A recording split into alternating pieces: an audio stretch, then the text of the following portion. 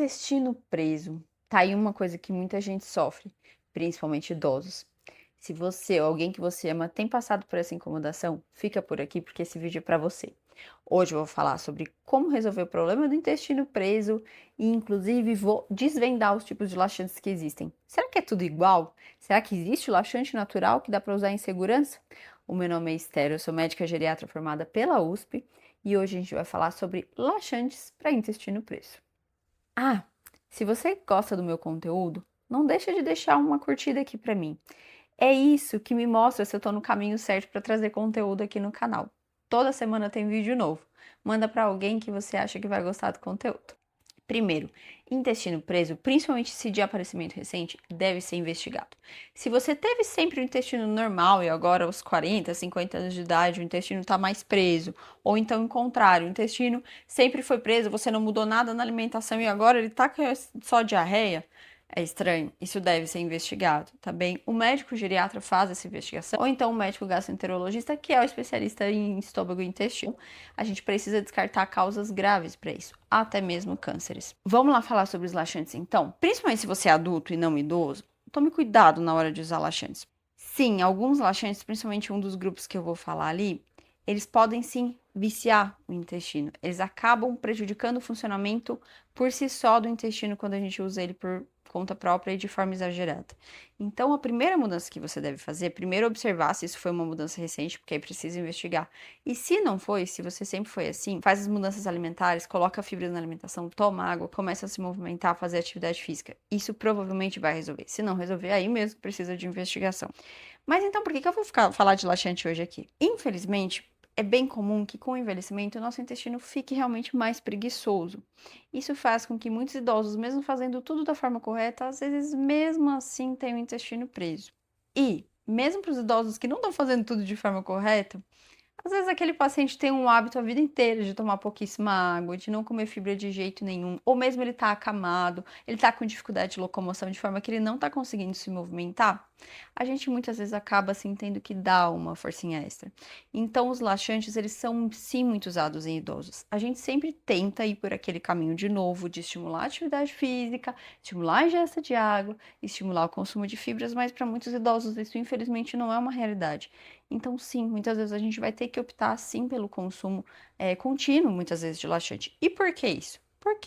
Simplesmente porque ficar com o intestino preso é ruim? Sim, além de ser ruim e desconfortável, também é perigoso. Você sabia que uma das principais causas de confusão mental em idosos é cocô preso? Acredite se quiser. Todo dia a gente atende no pronto-socorro um paciente que está confuso e que foi lá e a gente foi ver, era simplesmente cocô preso. Então você deve prestar atenção em como está aí o hábito intestinal. Mas vamos falar agora sobre os laxantes. Hoje eu quero falar um pouco sobre os 4 tipos de laxantes que existem. Quais deles são naturais, que você mesmo pode usar em casa, tá? Para prevenir a constipação. E se você é cuidador de um idoso que está tendo o intestino preso, e observe não apenas a frequência da quantidade de evacuação, mas principalmente a consistência. Fezes devem ser pastosas, devem ser bem formadas. Uma salsicha não cheia de bolotinhas. Se tá cheia de bolotinhas, quer dizer que o intestino tá preso, tá bom? Vamos lá, então. Primeiro tipo de laxantes que a gente tem no mercado. Os laxantes emolientes. São os laxantes que meio que hidratam as fezes. Eles tornam as fezes mais escorregadias, fazendo com que elas consigam descer o intestino de uma forma mais fácil. E aí tem um representante perigoso dos laxantes emolientes, que é o óleo mineral. O óleo mineral é um laxante barato e que, infelizmente, muitas vezes é o único disponível nas unidades básicas de saúde. O problema, óleo mineral é perigosíssimo para idosos. Ele não é recomendado.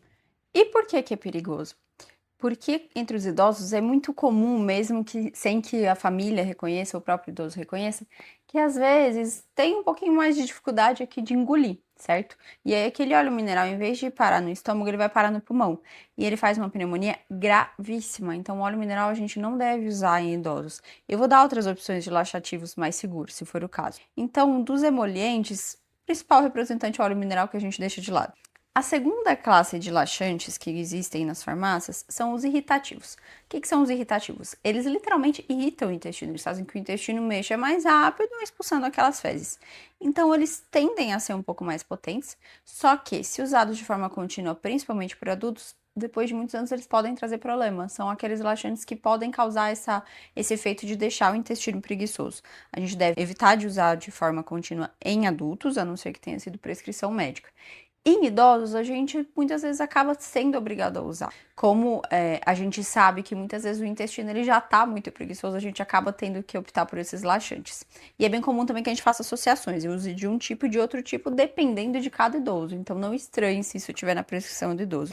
Quais que são os principais representantes? A gente tem principalmente o bisacodil, que é conhecido como lactopurga, o dulcolax também é bisacodil, o óleo de rícino, tão conhecido, ele também tem esse efeito de laxante irritativo, e o gutalax e o rapilax, eles são os picosulfato de sódio, que é como se fosse o bisacodil, só que ele é em gotinha, tá? Então ele também é um tipo de laxante irritativo. Ah, e o Senna, que é o tamarine, e o chá de Senna também, eles também têm esse efeito irritativo. O chá de Senna, apesar de natural, ele pode trazer esse problema se usado por longo prazo. E aí a gente vai para os laxantes formadores de massa.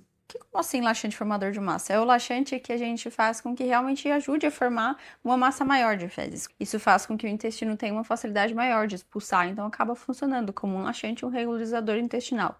E é aí que está o pulo do gato, porque é aqui que a gente consegue usar laxantes naturais 100% seguros, tá? E aí, um dos principais laxantes formador de massa é a fibra de psyllium. O que é a fibra de psyllium? Ela é uma farinha que não tem gosto, ela tem uma consistência realmente.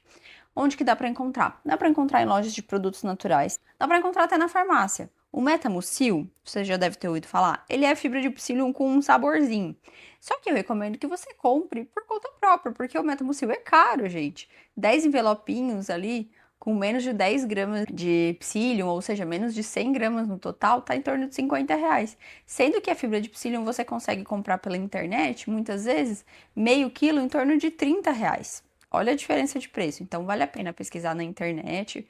E aí a fibra de psyllium, ela não tem sabor e ela é uma farinha que ela pode ser adicionada e pode ser comida todos os dias, porque ela é uma fibra, na verdade. Então é como se você está adicionando ali fibra à sua alimentação, você está tratando a constipação de uma forma completamente natural, segura, que não vai viciar o seu intestino. Eu costumo colocar fibra de psyllium em cima do meu mamão no café da manhã. Dá para colocar em cima de salada de frutas, dá para colocar até mesmo em cima da comida. Dá pra colocar misturado com iogurte. Ele não dá sabor pro iogurte. Ele vai mudar um pouquinho a consistência, mas é bem pouquinho. Tem gente que faz vitamina de frutas e depois coloca o psyllium. Qual é a quantidade? Não tem máximo.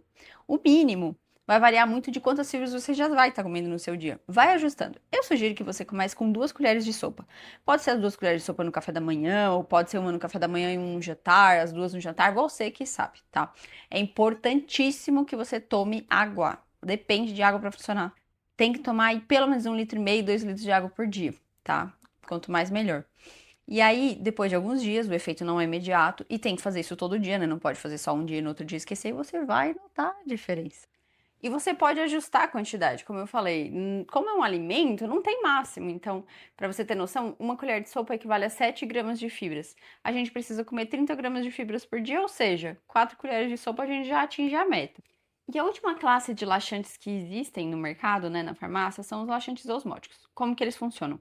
Eles funcionam como substâncias que puxam a água para as fezes. Por quê?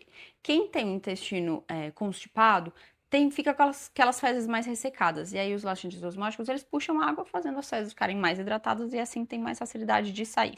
E aí a gente tem alguns representantes. A lactulose tem várias marcas, lactulona é uma das mais conhecidas, que é um xaropinho, tá? Também a gente costuma começar ali com 10 ml, 1, 2 vezes ao dia, mas dá para aumentar bastante. Tem paciente meu que usa 20 ml, 3, 4 vezes ao dia, se for necessário. E tem também o Macrogol, que é o polietileno glicol. É a mesma coisa, a mesma substância, nomes diferentes.